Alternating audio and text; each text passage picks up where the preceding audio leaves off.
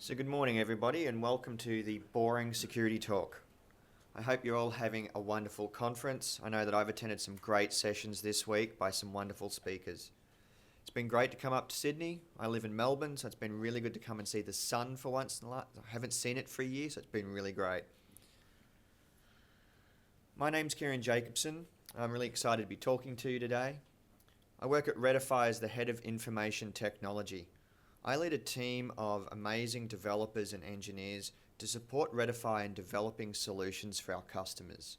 The team's work crosses all aspects of the IT industry: software development, infrastructure, networking, cloud, databases, data warehousing, security, and automation.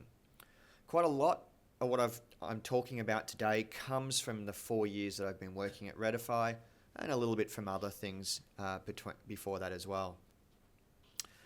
I'm a Microsoft MVP for Cloud and Data Center Management. I speak at conferences around Australia. I'm one of the organisers of the Melbourne Cloud and Data Center Meetup.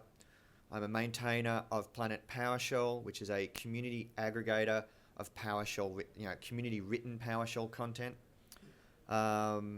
In my spare time, I maintain a couple of very popular PowerShell modules, and I maintain the blog poshsecurity.com. So why the boring security talk? It seems like an interesting title, and it sounds like I don't have a very positive view of my own talk. The boring security talk? What was I thinking? You could be forgiven for thinking that a lot of people aren't going to go to a talk that sets itself up right from the start as being boring. So why did I pick the title? As an industry, we're obsessed with the new and shiny, the latest and greatest of technology. We all want to hear about blockchain, machine learning, and IoT. The problem with this thinking is that we overlook all of the legacy systems that still run all of our organizations. Developers don't want to work on them. They certainly don't want to fix security issues in these systems.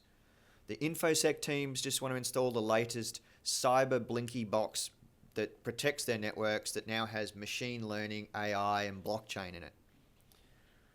These legacy systems aren't going to disappear on their own. They're going to be around for a long while yet.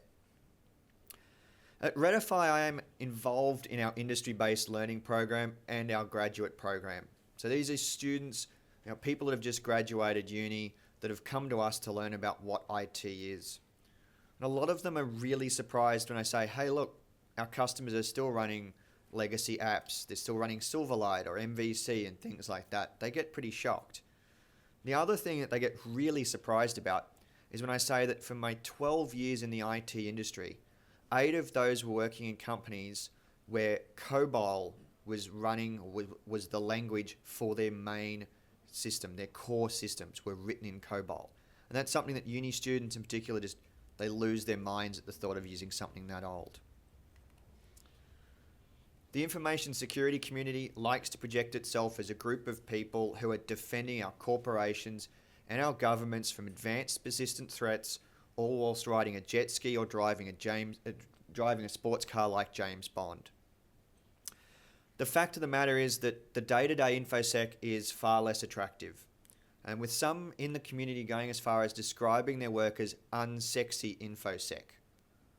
What's a day-to-day sort of look like for them? Well, it's working with your users to stop them clicking on emails. It's working with the operations teams to patch their systems. It's working with the developers to stop including SQL injection attacks in their code bases.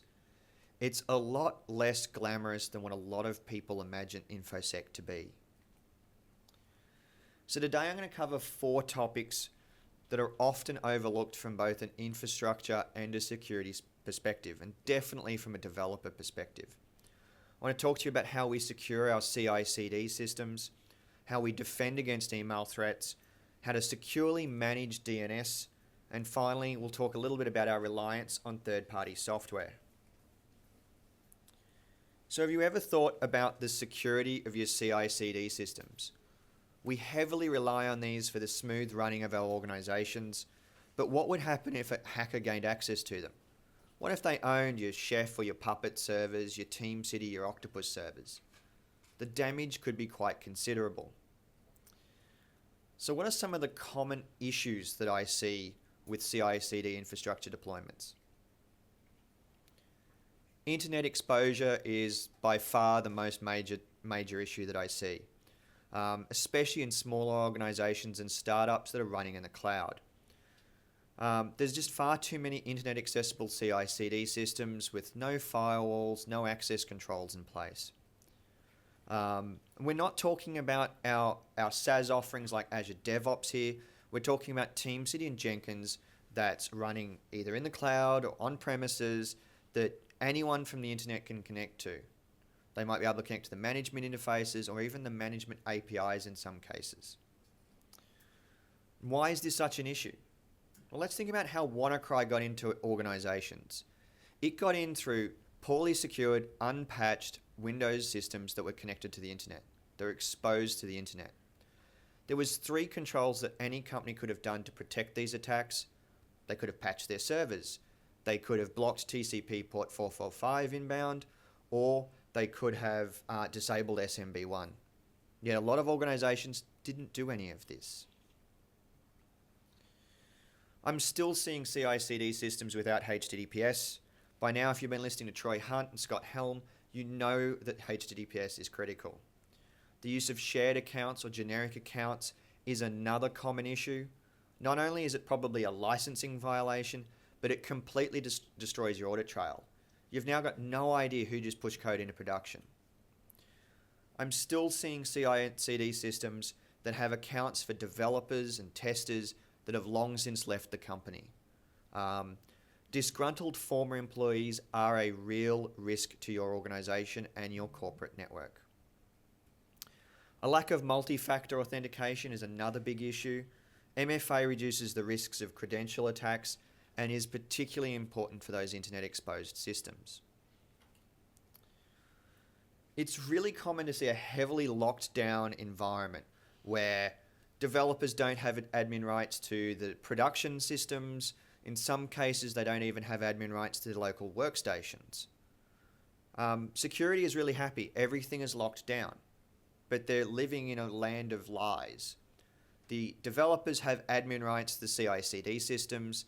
Those systems have local system or root access to the production servers. So the problem here is those developers actually do have admin rights to production. The entire network security model is subverted. From an auditing point of view, you've just broken a number of different controls.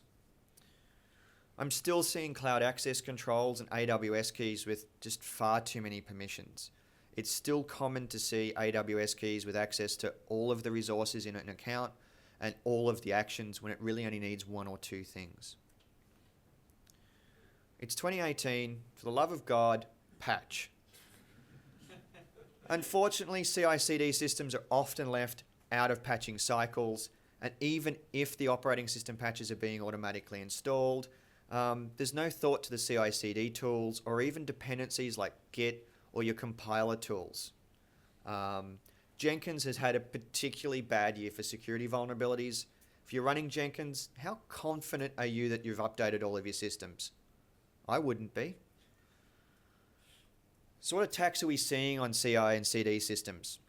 Well, in February this year, hackers exploited a vulnerability in Jenkins to make over $3 million mining Monero coins. $3 million. They found a vulnerability in Jenkins. They started installing coin mining software. And this was successful for 2 reasons. One is that Jenkins is internet exposed all over the place. The second reason they were so successful is these servers have a large amount of computing power. And that's why they're great for mining coins. What I don't understand is why no one noticed their builds were running longer, their releases were taking a lot longer because the boxes were at 100% CPU. Don't know what happened there. So how do we start to overcome some of these problems? Do you really need these systems internet accessible? If all your development and production servers are within your corporate network, then why does the CI and CD need to be internet exposed? If it does need to be internet accessible, can we lock down access to perhaps some trusted IP addresses, your office IP addresses, a VPN endpoint? If you can't do that, can we restrict what ports and services are allowed to connect into the machine? For instance, if you've got a TeamCity box, you're using HTTPS to manage that, you've got RDP, then why do you need to have, say, Windows file sharing exposed to the internet? You don't. These steps reduce the surface area of attack on our servers. It's all basic network security 101, but it's surprising how often these steps are missed. Everything should be done over HTTPS. You can get certificates really easily. There's no excuse for not using HTTPS. Even within your corporate networks, you can get certificates. Authentication and privileged access should never occur over a plain text protocol. Just never. Every user needs to have their own account. My preference is that it's from some sort of single sign-on source, some sort of centralized identity provider, Azure Active Directory, old school Active Directory domain services, Google Apps. I don't care, just centralize it all down. This gives you a better user account management process, gives you better auditing, user provisioning, and deprovisioning. When that developer leaves your company, you switch off their account centrally and they lose access to all the CI and CD systems. If you're exposing your CI/CD systems to the internet, multi-factor is mandatory. You need to use multi-factor. The Australian Cybersecurity Centre, or ACSC, lists MFA as one of its 8 essential security mitigations. One other sort of side comment I want to make here is that if you're an application vendor that makes an app that doesn't support SSO or MFA in the enterprise or even for home users in 2018, I'm going to start looking for other vendors. As the head of IT, I don't have the time to waste on your insecure apps, and that's how I see them now. They're insecure if they don't support SSO and MFA. Least privilege is another common information security theme. It's got its roots in the need to know security principles. Restriction of admin privileges is another one of ACSC's 8 security mitigations. Your CI/CD agents and services should run as the least amount of privileges as possible. Avoid local system on Windows, avoid root in Linux. If you're running an Active Directory domain, don't run as domain admin. You're just asking for far too many issues. Restrict your AWS keys down to the resources and actions that they need to perform those tasks. Assign Azure access at a resource or a resource group level, not at a subscription level. Restrict who has admin rights to your CI/CD. That junior developer that only needs to check on the status of builds and releases, that's all they get. They just get read access. That's all they need. And the other thing is review your access on a regular basis. Patch your CI/CD systems. Have a plan for patching the applications and tools like Jenkins. Think about Git and your compiler tools. Subscribe to vendor notifications for patches. Your Microsoft patches, your Git patches, have a process in place that you're notified whenever they release a security update. Patching is so important that it's listed twice in the ACSC's Essential 8 Mitigation Strategies. They list application patching and operating system patching separately to reinforce how critical this is to your network security. One more thing before I finish up on CI/CD. I just quickly wanted to talk about an interesting story from February last year. So it appears that there was some bots that would run over GitHub and look for projects that used CI for pull request validation. They would then create a pull request that replaced all of the project's code with Bitcoin mining code. Now, your CI will automatically run their code and start mining coins for them. GitHub put some controls in place to detect this attack and prevent it from happening, or at least reduce the chances. But I want you to think about when you leave here is, would you have detected this happening to your projects? Or would you have gotten a bill for 200 grand at the end of the month? You know, the finance team coming going, why is our Azure usage so high? Or why is our AWS usage so high? And you'd have no idea. So let's go on to email. As an industry, we like to believe that we're all moving away from email. Email is dying. Even if you're using Slack for all your internal communications, the truth is that you're still using email to talk to your customers, you're still using it to talk to your suppliers and your vendors. We also use email for activities like account verification and confirmations and password resets. Considering how sensitive email is to our business, we don't really take many steps to ensure that it's secure, that recipients of our emails can verify these emails as being legitimate. And this leads to a number of different problems that I see with email. According to a 2017 study by Osterman Research, 60% of data breaches occurred via email.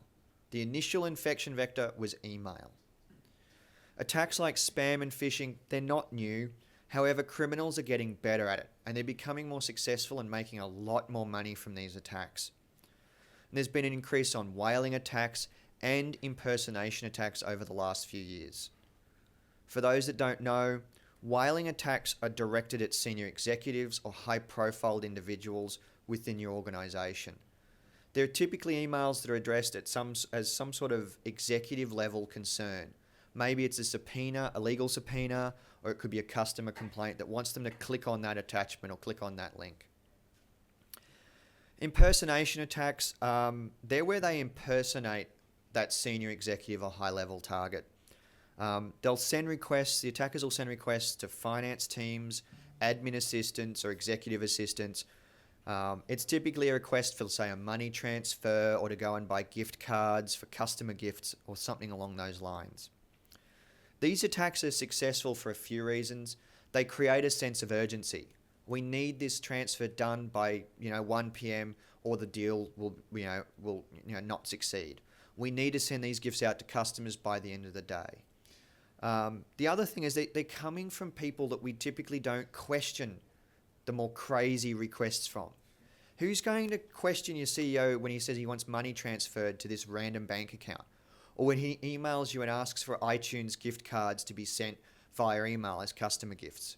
We're not going to question that most of the time, especially these teams that get these requests. So before we start to look at how we can solve some of these issues, we need to cover some email basics so it all makes sense. So here's an email from Troy's website, Have I Been Pwned? Every email message has two parts. First, there's the headers, which are key value pairs. They contain delivery and diagnostic information.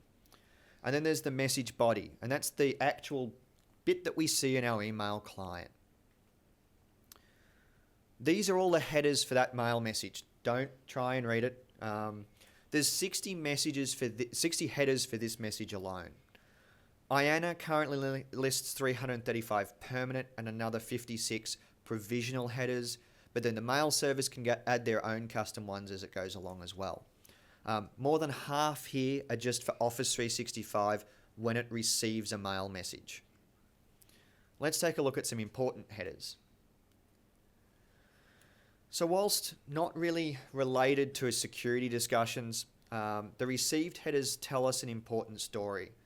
As a message passes through mail servers on its journey from the sender to the recipient, each server will insert its own little received from header at the top of the message. This gives us a way to backtrace the message and the path that it took from the last hop to the origin.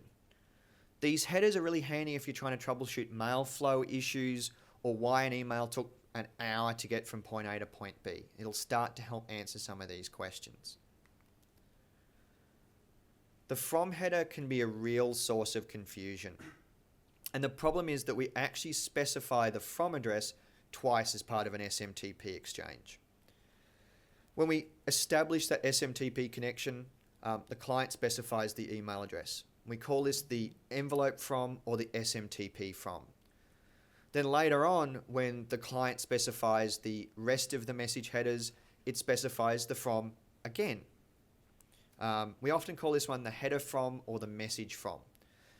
The header or the message from, they're the ones that are actually used by the mail client. They're what's displayed to the user. The envelope from and the message from will typically match. But if you're using tools like SendGrid, like Troy Hunt is here, then they'll differ because we want to track whose messages are getting bounced and things like that. So it's part of that platform. The return path is created when a server accepts the mail message, and it will actually be the envelope from. It's basically a backup copy of that header. What's not pictured here is the reply to header. What this header is, it's telling the mail client the email address that replies should be sent to. When the user hits reply, this is what will be the reply to address. It doesn't need to match. Getting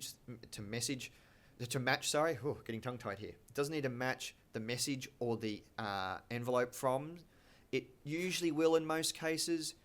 It's an optional field. It doesn't need to be specified. But some attackers will specify a separate reply to, so that they can spoof a message coming from a senior executive, but then redirect all of the replies from the victim to a mailbox that's under their control. So now that we've covered some basics, we need to start doing some security. And the first step is to identify who's sending email or what is sending email as our domain. And there's the obvious sources, your corporate mail servers, some internal applications, but there's a lot of sources your IT team might not be aware of. Sales, marketing, they might be using MailChimp. Your developers might be using SendGrid or SparkPost to send emails, bulk emails to customers. SaaS products are a big hurdle. A number of these systems will want to send email as your domain. For instance, we've got a HR system. When an employee creates a leave request, it wants to send an email as that employee to their manager going, hey, can you please approve my leave? So now that's another service that's sending email as our domain. In some organizations, the thought of trying to work out who and what is sending email is just too much for them. Most organizations have a policy around the use of their brand. They have policies on how to use the logo, the size of the logo, their fonts, the colors that you can use. So why is the domain any different? Your domain is part of your corporate brand. You need to protect it as you would any other brand asset. When somebody says that to me, my typical response is that if you don't take steps to protect your brand and your domain, then why should I believe you when you say that you care about security? Because you clearly don't. Once we've got the senders all identified, we can start looking at SPF. SPF allows us to define a list of authorized IP addresses that can send email as our domain. Mail servers receiving those mail messages can then check that list and reject unauthorized messages. And the list is maintained in your DNS. A common misconception with SPF is that it validates the message from header. It actually validates the envelope from. And that's a really big common problem that people will get confused. One advantage of SPF is that we can link together the records of other providers. So if we want to include Office 365, we can include their address. We want to include SendGrid, we can include theirs in our record. So we can build up a chain of entries that are included. One of the limitations of SPF is there's a maximum number of DNS queries that can be performed. In large organizations, you're going to need to take care that you stay underneath this limit of 10. One of the problems, though, is not all the mail products enforce this limit of 10. Not all networks will enforce the limit of 10, but we don't know who does and who doesn't. So you just need to play it by safe and keep under that limit of 10, and that requires quite a lot of work. So this is your typical SPF record, and this one's from Redify's domain. As you can see, it's pretty simple. There's not a huge amount to understand. Let's add some color though to make it easier for me to explain. The red text is the version of the SPF record. Typically it will be SPF1. The 3 IP addresses that are in green, they're IP addresses we've directly included. And you can include both IPv4 and v6. The purple entries, the include entries, they allow us to link to SPF records for other domains and other providers. If we perform a DNS query on these entries, say like mail.zendesk.com, we'll get another SPF record back. And that might contain other SPF records and so on. As you can see here, we use Office 365, we use this thing called Click Dimensions, we use Zendesk for our support, and we use an app called NetSuite. Finally, the last bit is that yellow dash all at the end. And what that's telling receiving servers to do is, if you can't find the IP address on this list or any of the included lists, then that IP address isn't authorized. It's considered a hard failure. Once you're comfortable that your SPF records are all set up correctly, then we can start looking at DKIM. DKIM uses digital signatures to validate authorized sources. And it's not quite the same as using end-to-end digital signatures like PGP or SMIME, as it doesn't provide the same level of protection. DKIM signatures aren't visible to the actual user. They're added to the headers by the sending server, and they're validated by the receiving mail server. And validation is performed by publishing that sending server's public keys into DNS. Unlike SPF, DKIM actually does validate the message from header. So we've got SPF as envelope, DKIM is the message from. DKIM is going to take you a lot more work to implement. You've got to go through and make sure that every mail server that's sending mail as your domain supports DKIM. We recently had a product that that we started using. It took them 6 months to actually support DKIM. During that period of time, it was kind of hard to work around and use their product because we just couldn't validate it through our DKIM and DMARC policies. One of the things when I'm now looking at SaaS products, I ask, are you going to send email as my domain, and do you support DKIM? It's like one of the first 5 questions I ask now. Once you've got DKIM set up, we can then take a look at DMARC. A lot of organizations are terrified about creating a DMARC policy and that it might result in emails to customers not being delivered. Yes, you can shoot yourself in the foot with an incorrectly configured DMARC policy, but if you take it slowly and do the right steps, everything will go through correctly. DMARC is built upon SPF and DKIM. The idea is that if SPF and DKIM checks succeed and those message and envelope froms are aligned, then the message must be valid. DKIM allows us to specify as a sender one of 3 policies that a receiver should take should a message be proven to be invalid. There's none, basically do nothing. Quarantine, that results in the emails being delivered to the user's junk mail folder. And finally, there's reject, which is basically saying just reject the email in its entirety at the start.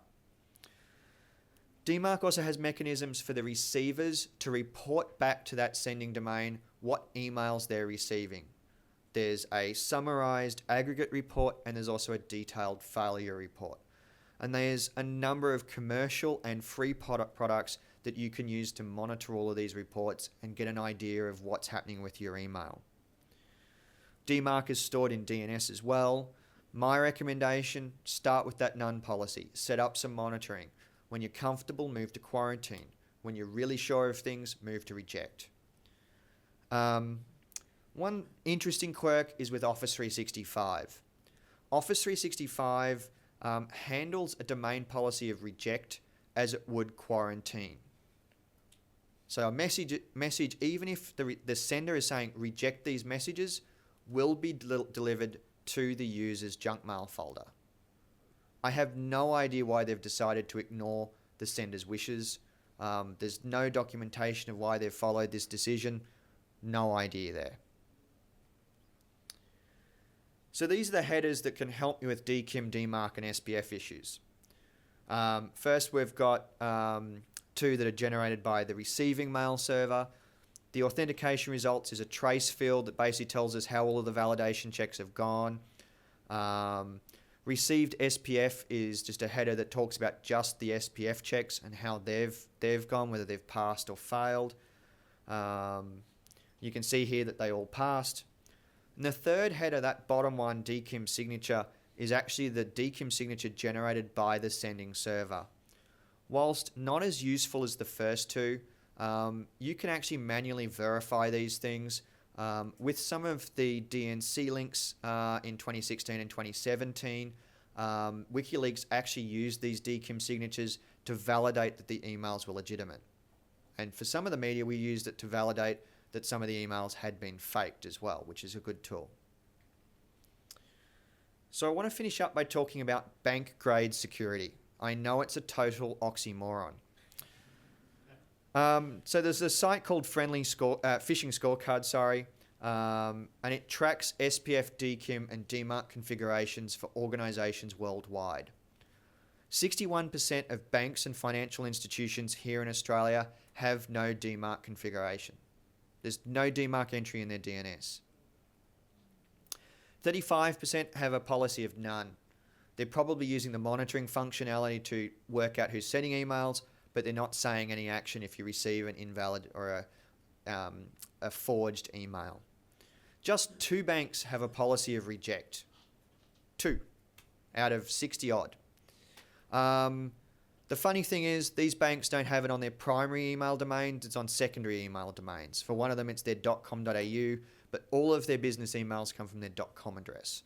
So they really haven't put much effort in there. So how much do these organizations care about the security and privacy of their customers if they couldn't be asked doing DMARC, DKIM, or SPF? So DNS is one of those services that really doesn't get the attention it deserves within organizations. We all rely on DNS. We all need it to find our businesses, to send emails. The smooth running of your organization depends on DNS, but it's rarely considered as important as, say, email or printing. There's 4 common issues that I've seen with DNS management.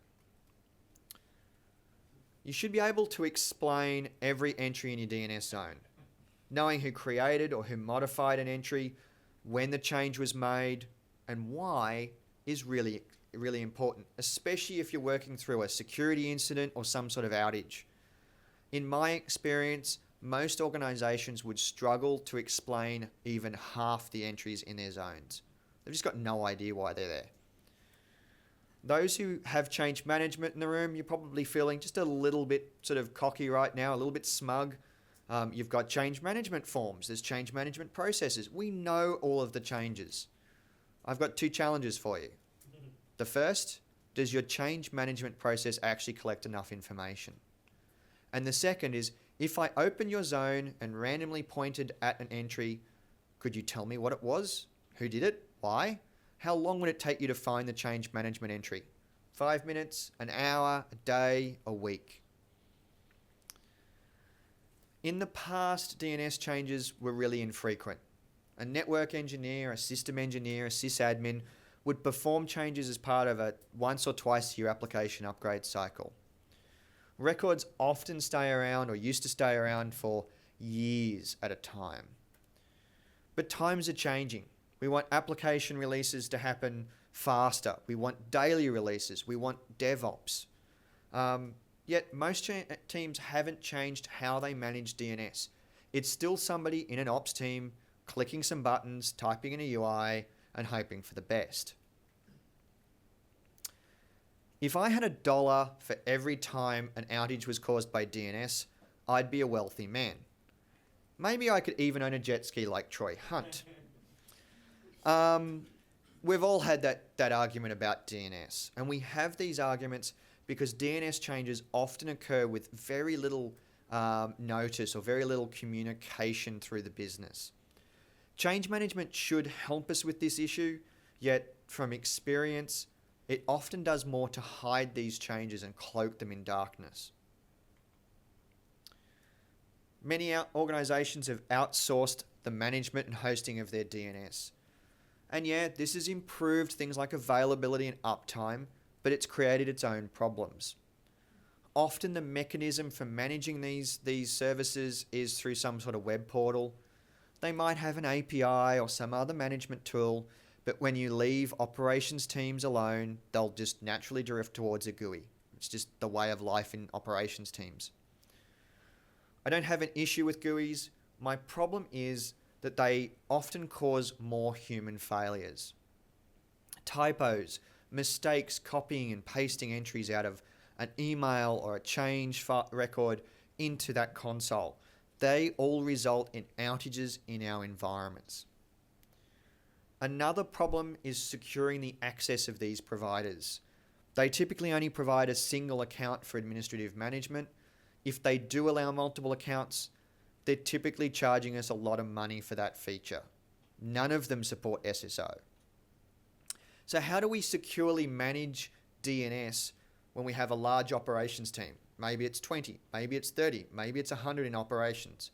What if we want developers involved? How would we manage this? I'm sure you all remember, we all have wounds from the outages caused by the DIN DDoS attack in 2016.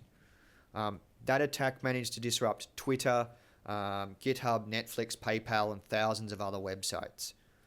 But there was an attack in last August that happened that really didn't get much press as I thought it would.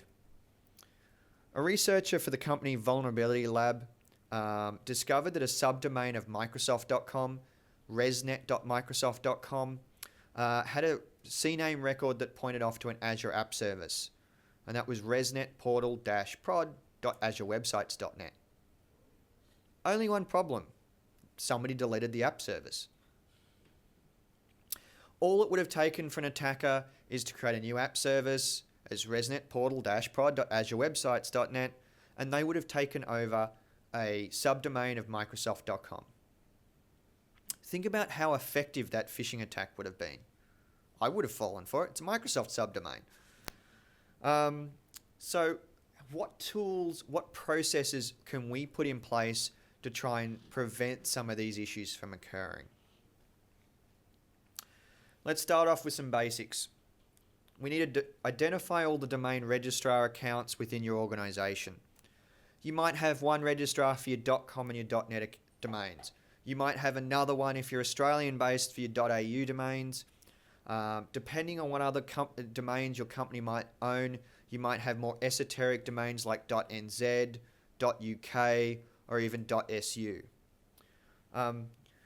Having this list allows us to start building up that picture of our brand, and also starts to help us secure all of this infrastructure. The next step is to consolidate them all down to one registrar, or as few as possible. Registrars like DN Simple, Namecheap, and Name.com support thousands of TLDs. You might want to have a whole bunch of different vendors thinking, oh, well, it's the cheapest rates for .aus here, and .coms are really cheap here, and .uk's are really cheap over here. But if you bring them all under one provider, you're reducing your complexity, and you're making it easier to secure your DNS infrastructure. The final step with these sorts of accounts is enable MFA. Teams can share MFA tokens. That's easy to do. I do it all the time. Set strong passwords, enable MFA. I now want to introduce you to a tool called DNS Control that I've been using. It's open source, it's written in Go, and it's maintained by the Stack Overflow team.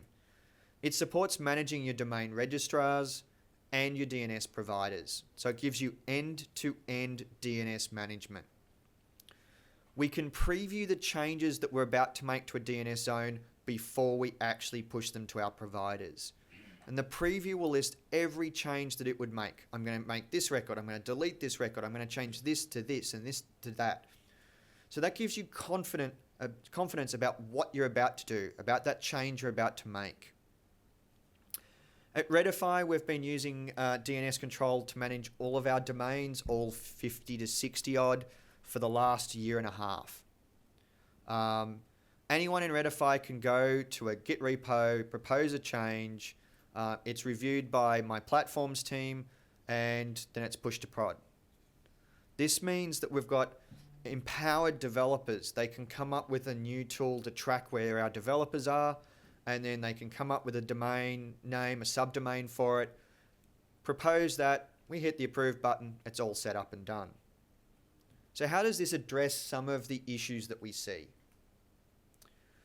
The first step is we need to write our DNS zone in a simple format that's understood by everybody, ops and development alike. That format should be easy for anyone to propose, review, and understand changes. DNS control zones are defined using JavaScript.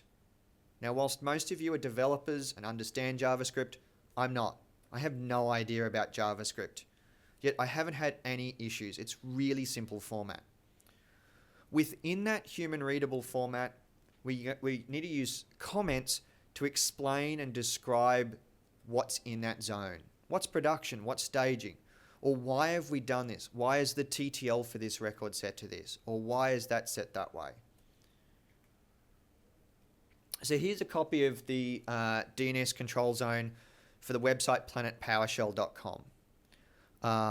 I actually have all of this up on GitHub. So you can go to GitHub and you can view an entire domain zone for yourself and see how it's configured. We use the D function to define the zone. We specify the zone name, the registrar, and the DNS provider. DNS control actually supports multiple providers. This allows us to move from one provider to another, or have multiple providers in case one goes down, we can quickly switch to another. I use this as part of our acquisition process when I'm bringing another company on board. First step, switch to DNS control for them. Second step, move across to Cloudflare because I run everything in Cloudflare. You can see that we've got A records and TXT records in the zone. In this example, I'm using some tokens. That's the little sort of hash or pound signs depending on your age, and then the curly braces. They will be replaced by Azure DevOps as part of the CI and CD pipelines with the real values for those resources.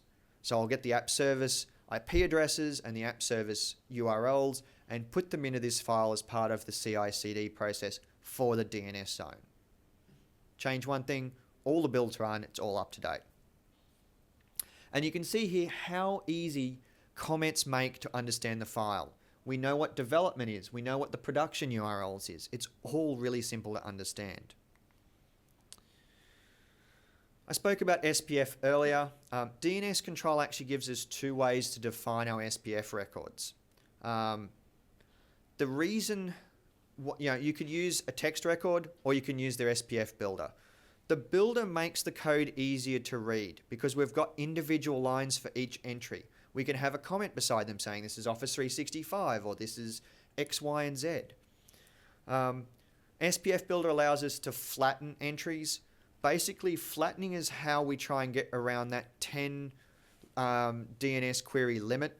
What we'll do is we'll go and look inside all of the other includes, get all of the IP addresses and bundle them all up into one thing. Sometimes it works, sometimes it doesn't. It's just a bit of luck. In this example, I've only got 3 parts for Planet PowerShell. I've got the SPF version, I've got Office 365, and I've got the hard failure rule at the end. I'm not really flattening any addresses, so the other records don't really matter in this case. Using version control is really, it's the core piece of the puzzle. Git provides us with that history of all the changes and who made them. Git encourages collaborative work.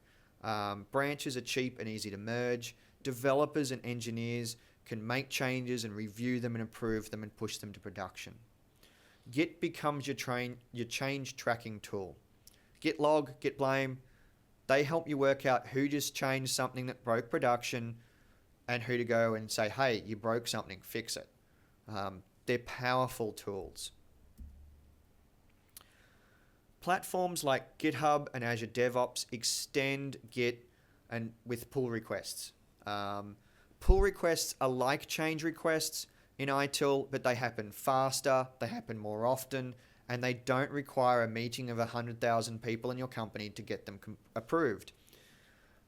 Pull requests shine a light on changes within your environment in a way that ITIL promised, but has always failed to deliver in organizations.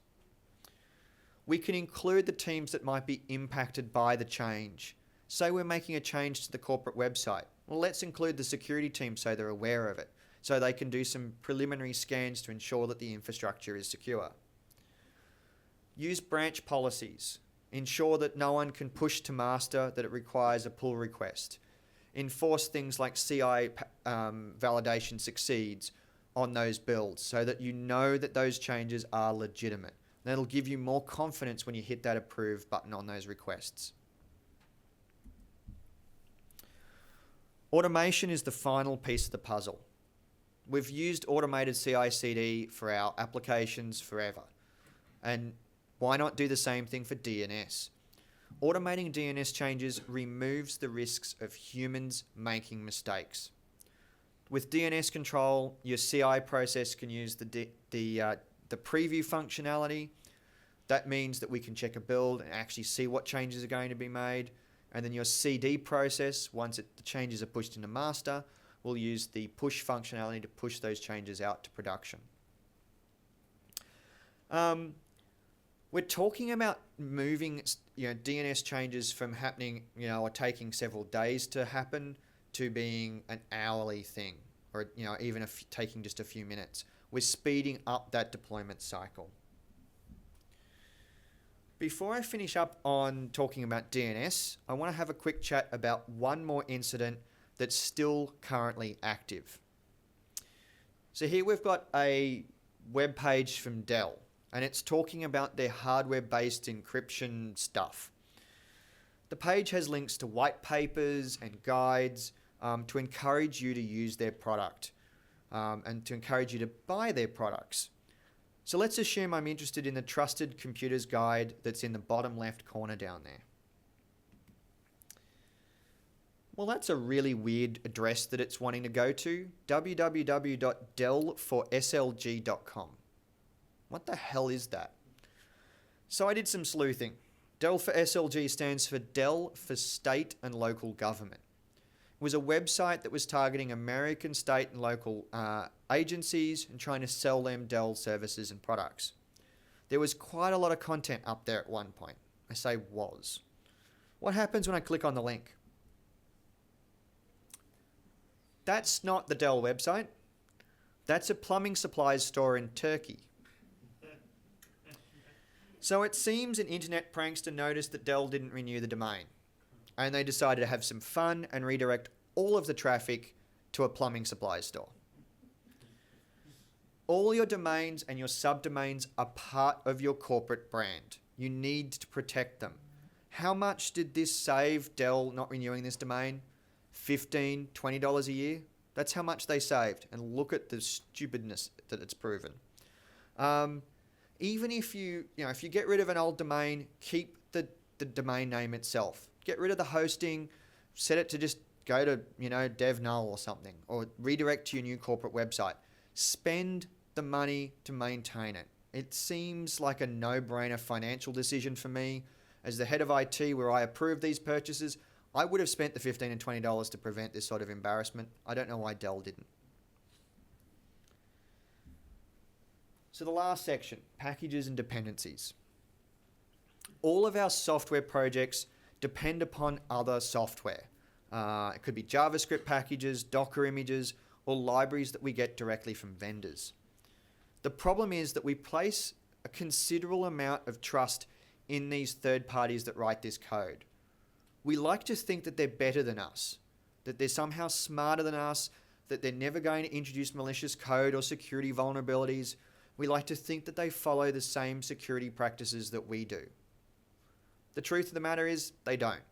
There's been a number of cases this year where this trust has been broken. Each time gives us an opportunity to learn and improve.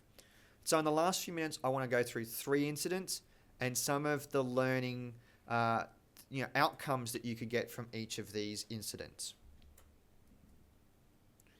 So in June, it was reported that 17 malicious Docker containers were removed from Docker Hub.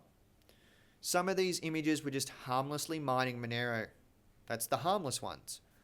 Others were creating reverse shells back to the attacker's infrastructure. And finally, the last ones were installing backdoors on the hosts. Yeah, you can do that with a well-crafted Docker file.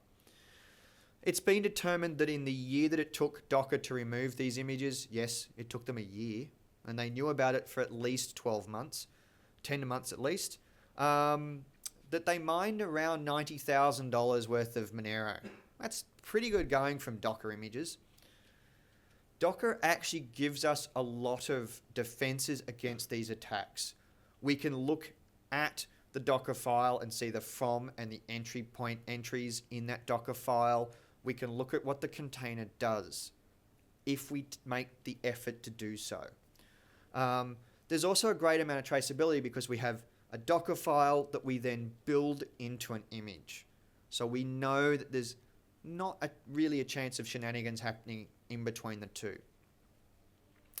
I recommend your dev teams make use of private image repositories where the Docker files have been reviewed by your security team or even just a senior engineer. The centralized repository helps your organization have a bit of an idea of what tools and what containers are being used, and it gives your security team a chance to be a little bit more proactive in your security posture. February was a big month for malicious Monero coin mining. The popular JavaScript plugin BrowserLoud was compromised. They haven't told us how. The plugin source code was altered to silently inject CoinHive's Monero miner into every web page that was using that BrowserLoud. For several hours, anyone going to these websites was mining coins on their machine. This impacted government departments, local city councils, charities, and even disability support providers. How can we protect ourselves? Well, there's sub-resource integrity, or SRI. We include a hash of all of those third-party assets in our web page. When a user's browser downloads that asset, it compares it to the hash. If they don't match, it rejects the asset. It's all pretty simple to implement. Last one. In July, an attacker compromised the NPM account of the maintainer of the popular ESLint scope and ESLint config ESLint NPM packages. They published malicious versions of these files. And the malicious version would try and send your .npmrc file to the attacker's server. These files typically contain other tokens for NPM pushes as well. And the idea was, well, the thought is that they were trying to get access to more and more different NPM providers and packages. These two packages alone that were compromised see over 3 million downloads a week. They have 31 direct dependencies and another 20,000 indirect dependencies. So pretty much most of you might be using some package that depends somewhere down the chain on these two packages. NPM was actually forced to revoke everybody's tokens that were issued before the 12th of July to ensure that none of the stolen tokens were usable. How'd the compromise occur? Well, the maintainer reused passwords that were contained in breaches, and they didn't use multi-factor authentication. As I said earlier, not all maintainers are as smart as we think. They don't all follow the security principles and practices like the rest of us do. If you're the maintainer of a package or a dependency, you need to realize that the security of your customers, and your customer here is anyone that uses your package, their applications, their networks, even their customers, their security is all reliant on your security practices, on your security defenses. We like to say that security is only as strong as the weakest link in the chain. You are part of that chain now for anyone that's using your package, whether you like it or not. If you have bad security, you're going to risk all of these other providers. You need to respect the great responsibility that people have placed in you. If you can't maintain this respect and ensure these practices, hand your package over to somebody that can. There's a lot of people out there that will help. Give them the package, say, I can't keep up with this anymore, and maybe go and look for a new job in a different industry. So I wanted to finish up by providing 3 resources that I find useful on a fairly regular basis. MX Toolbox has a number of tools to assist with email and DNS troubleshooting. I really like their mail header analysis tools. Postmark, they'll allow you to redirect all of your DMARC reports to them. Then they give you a weekly report. Every Monday you'll get an email that says these are all the sources of things sending as your domain. these have SPF, these have DKIM, they were aligned, these didn't pass at all. It's a great way of protecting your brand. I'm now setting this up for even domains that don't send email, so I just know if somebody's trying to. And it's free. It's all entirely free. And weekly is probably enough for most teams. Finally, I have a fairly long blog post on setting up DNS control with GitHub, Azure DevOps, some Docker and Key Vault thrown in as well. It's an end-to-end guide on setting it all up. And that's on my blog at that address. I'll be posting up the slides from today in the next few days, and I'll put a link up on Twitter as well. The blog is poshsecurity.com, and my Twitter handle is @KJacobsen.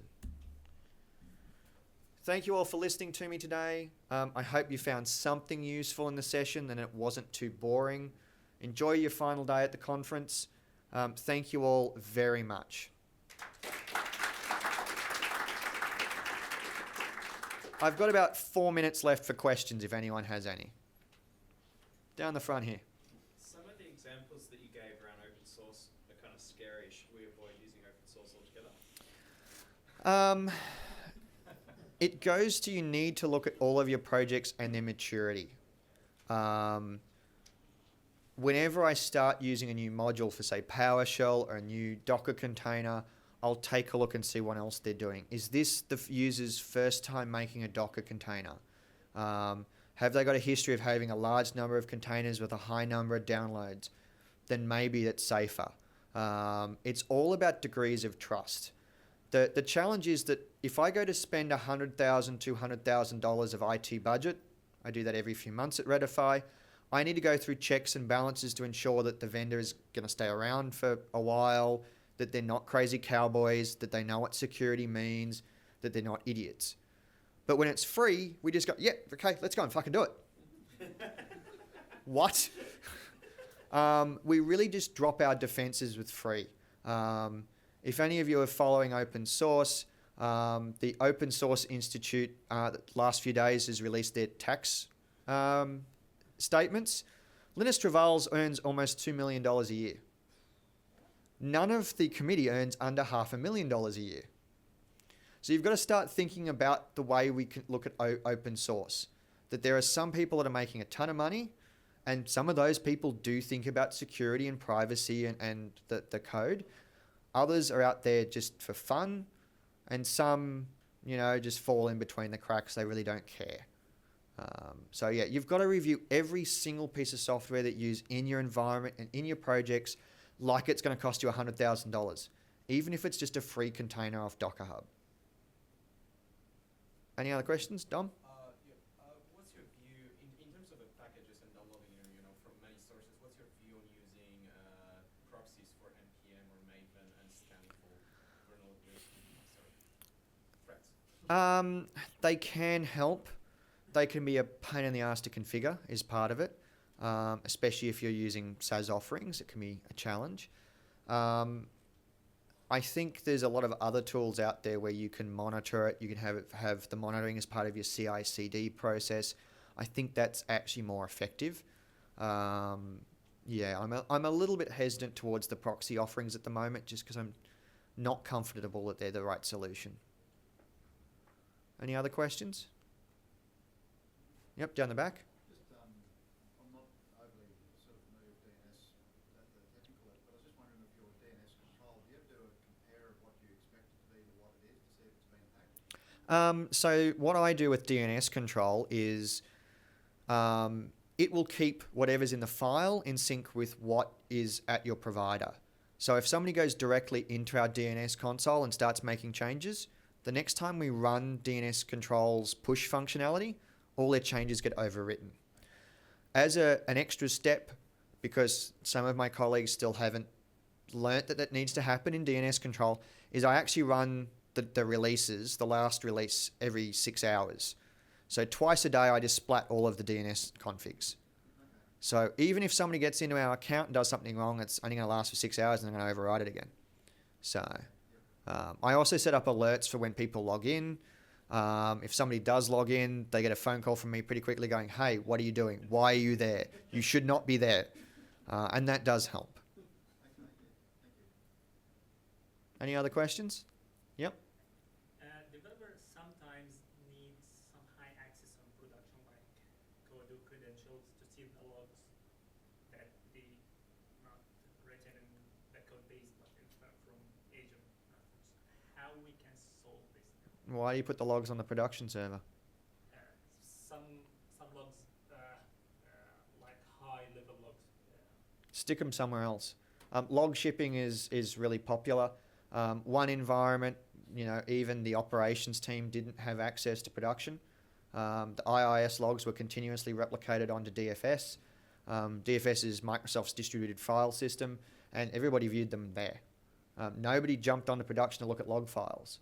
Other logs were for our API middleware. That was all in a SQL database. We gave them read access to just those rows of the database, those tables. Think about where you put the logs. Put them somewhere more useful, not on production.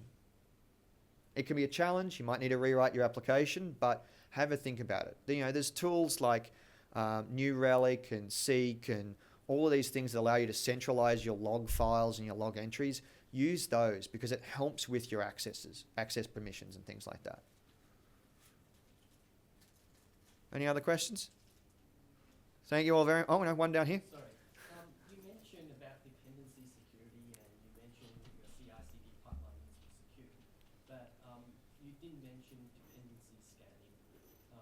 You mentioned NPM, for example. So at the moment we use the OWASP dependency scanner, but are there better tools out there?